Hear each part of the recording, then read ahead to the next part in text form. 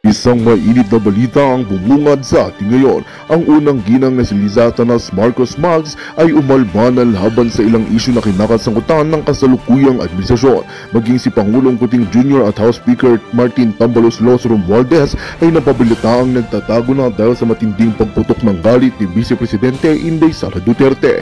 Ayon sa mga ulat, hindi na napigilan ng tauhan na si Liza Marcos ang kanyang saloobin ukol sa mga isyong lumulutang sa administrasyon. Maraming mga kontrobersiya ang bumabalot sa paligid ng pamahalaan at tila nauwi na ito sa isang matinding pagtatalo. Si Vice Presidente Inday Sara Duterte naman ay naggalit ng gusto at nagpahayag ng kanyang sama ng loob sa publiko. Sa kabila ng mga pangyayari, tila tahimik pa rin sina PBBM at Speaker Romualdez at hindi pa nagbibigay ng kanilang pahayag. Sa ngayon patuloy ang espekulasyon at iba't ibang opinyon ng mga mamamayan ukol sa sitwasyon. Marami ang nag-aabang sa susunod na hakbang ng pamahalaan at kung paano nila harapin ang mga paratang na ito. Manatiling nakatutok dito sa aming programa para sa mga susunod na updates at karagdagang detalye sa kontrobersyang ito. At yan nga ang balita ang ating pagkakatutukan. Ngunit bagong lahat, siguraduhin mag-subscribe at ihit ang notification bell para sa patuloy na pagtutok sa mga sulyap ng bagong balita sa tunay na boses ng masa.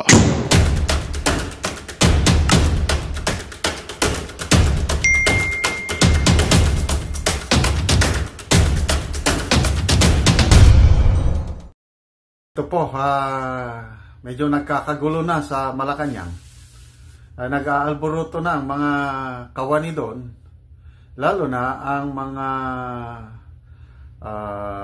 kawani ng PTV4.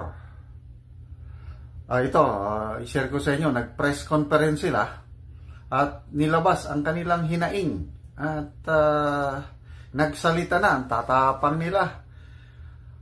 Tungkol po ito sa biglang pagsibak ng kanilang general manager na si Miss Ana Puod. Nako, nagtaka sila na napakaganda ang performance ng kanilang general manager sa walang kadahilanan biglang sinibak. Kaya ito, nag-alboroto na sila, nag-press conference at nananawagan sa... Okay, pakinggan natin ang matapang na pahayag ng mga PTV4 Employees Association, ano? Po kami. Dapat maramdaman niyo po yung hinaing namin. Hinaing? Kung paano po kami nagkaroon ngayon ng disappointment, paano na naman ang PTV, paano na naman ang mga empleyado. Nanawagan ang mga empleyado ng government station na PTV kay Pangulong Ferdinand Marcos Jr. na tulungan sila sa sitwasyon nila ngayon. Sa press conference kanina ng PTV Employees Association o PITEA, sinabi ng isa sa board of directors ng grupo na si Irene Borja, nasa 3 dekada na sa istasyon, nais nilang ibalik sa pwesto ang dating general manager na si Ana Puod. Tinanggal umano ito sa pwesto sa hindi nila malamang kadahilanan. Dagdag pa ng mga ito, maayos naman ang pamamalakad ni Puod at marami itong nagawang maganda para sa istasyon mula nang maitalaga noong June 2023. Dati po ang pinaglalaban namin, tanggalin nyo ang GM na yan sapagkat hindi po maganda ang kanyang ginagawa. But this is the first time na ipaglaban namin ang isang general manager manatili sa PTV. Maging ang presidente ng grupo ipinagtataka bakit bigla na lang itong pinalitan. Hindi namin alam kung anong criteria kasi kung pagbabasihan kung corrupt, hindi po corrupt ito. Kung performing at bilang bahagi ng workforce ng PTV4 ay hindi namin maapuhat dahil kung gusto yung pagbabago, nakikita natin ngayon yung pag-angat ng istasyon. Nangangamba kasi sila na papaano na lang ang pangunahin nilang hinahangad na maging regular ang kanilang mga kasamahan na matagal nang nagtatrabaho sa PTV. Ngayong bago na ang general manager nito, inaasahan nila na marami ring pagbabago na mangyayari. Ang mahirap nila posibleng tumagal din ang proseso ng ginanais nilang maging regular na empleyado. Wala po kami kinikilingan dito. Ang tinitignan po namin, yung mga empleyado na matagal na naghihintay ng pag-asa at pagbabago. Ito pong pamunuan namin ngayon at pagtanggal kay Jim, siya po yung nakikita namin gagawa nun eh. Mahabang proseso ang reorganization. Bago kami nakarating dito, mahaba ang proseso. Kaya ngayon, kung magpapalit, isaalang-alang sana yung kapakanan ng mas nakararaming empleyado, hindi lang dito sa main office, pati po sa mga probinsya. Ayon sa mga empleyado, sumulat na sila kay First Lady Liza Araneta Marcos na sa paniniwala nilang makatutulong sa kanila. Kasama nito ang mga pirma ng PTV employees na gustong ibalik si Ana Puod. June 10, 2024 pa umano pinirmahan ang appointment ng ipinalit na General Manager na si Toby Nebrida. June 14 naman ito inanunsyo ng Presidential Communications Office o PCO.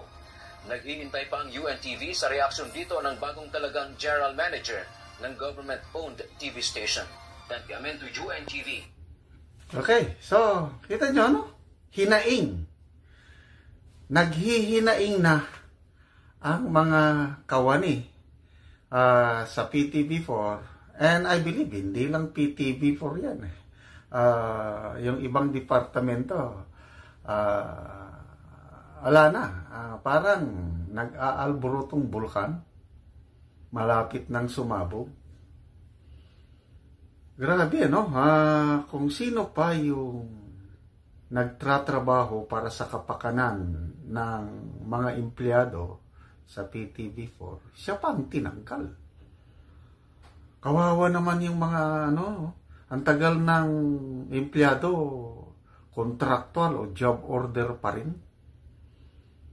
Tapos nandyan ang general manager na inaayos na para maging permanent employee, siya pa ang tinanggal. Kahit ako, bahala na. I believe itong mga nagsasalita ngayon, yung isang board member, yung babae kanina, 30 years na siyang nagtratrabaho dyan.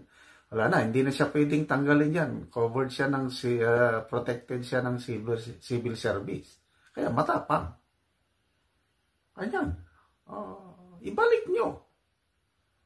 Bakit nyo tanggalin ang isang performing na general manager? Tapos, korupsyon, hindi naman siya korap. Bakit tanggalin? Biglaan. So, ano sa palagay nyo ang dahilan? Bakit siya tinanggal? Kasi hindi naman binanggit ng mga Employees Association ang dahilan. Hindi nila Kaya lang, June 14, in-announce, natanggal na siya, no? Anong nangyari nung June 12? Di ba may kapalpakan ng First Lady na napahiya siya ng husto, ginawa siyang pulutan sa social media, yung panghablot ng paghablot niya ng alak mula kay Senator Escudero. Di ba yun ang dahilan? Kaya, nagtatanong lang. Basahin natin ang mga comments,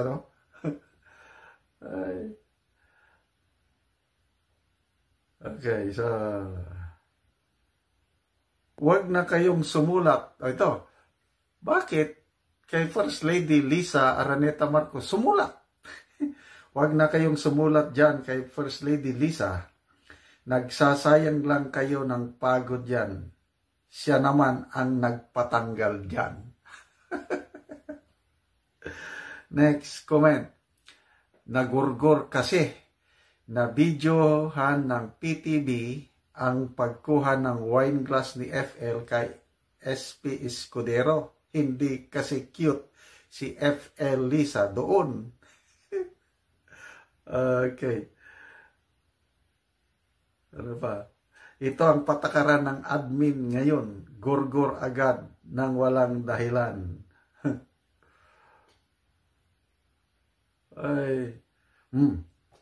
Si Liza Marcos and Martin Romualdez ang nagpatanggal sa inyo, madam. Dahil sa nakuhang video sa alak-laklak pamor.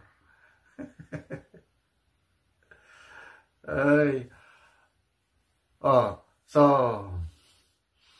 ano bang role ng First Lady sa mga posisyon na ganyan? Meron ba siyang role? Wala naman Ang First Lady, nasa likod lang yan. Kasi wala siyang mandato, hindi naman siya official. Wala siya sa government bureaucracy. First lady lang yan. Bakit ano? Bakit siya ang sinulatan ng mga PTV4 Employees Association? What does this mean? Sino ang tunay na presidente? Ay, ito na yung masakit sa ating bayan ngayon dahil hindi ba ito na yung patunay kung sino ang makapangyarihan sa Malacanang? Nagtatanong lang. Ay nako, anong kasalanan ng general manager doon sa paglabas ng video na yon na in just a matter of yung paghablot? Ano lang yun? Few seconds lang yun. Baka mamaya pati yung cameraman tanggalin din. May wala silang kasalanan. Bakit mo biglang tanggalin ang isang general manager na matino? Yun na yung hinaing na may, ito ba yung pagbabago? Wala na. Tinamaan na sila sa kanilang direktiba, force branding kung tawagin, na lahat, government employees, pati estudyante, required, mandatory na kantahin ang bagong lipunang hymn na panahon na ng pagbabago. Ito ba ang pagbabago? Ito ba yung brand of governance na gustong ipakita ng Pangulong Marcos? Anong tawag nito? Nakakadismaya. Yung brand of governance ng bagong Pilipinas, itong ganitong klase na klaro naman, do not insult the intelligence of Filipinos. Dahil klaro nakikita na the only reason bakit tanggalin mo ang isang matinong GM dahil sa kapalpakan ng isang ginang dyan na basta na lang humablot sa alak. Ay, huwag niyong ubusin ang pasensya ng Pilipino dahil may hangganan po ang lahat. Hindi habang panahon ay ang Pilipino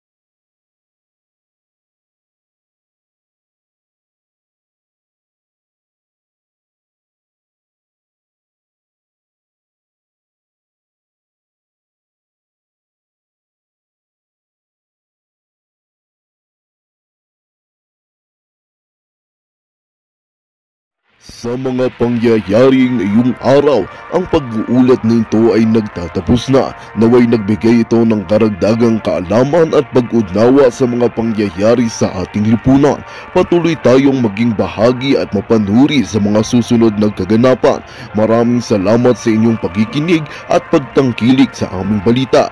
Hanggang sa susunod na pagkakataon, ito ang Bangon Pinas, nagbabalita para sa inyo.